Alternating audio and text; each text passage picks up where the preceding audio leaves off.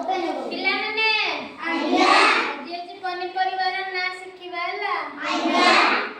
ଏଇଟା ଅଛି ଫୁଲକୋବି, ଭେଣ୍ଡି, ଲଙ୍କା, ଆଳୁ, ବାଇଗଣ, ଗାଜର,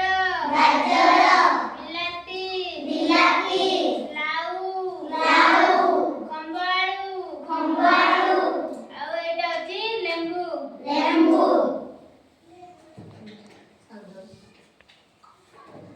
ଆମେ ତରକାରୀରେ ସବୁ କରିଥାଉ ନା? ହଉ। ୟା ପରେ ପକ୍ଷୀର ନାଁ ଶିଖିବା।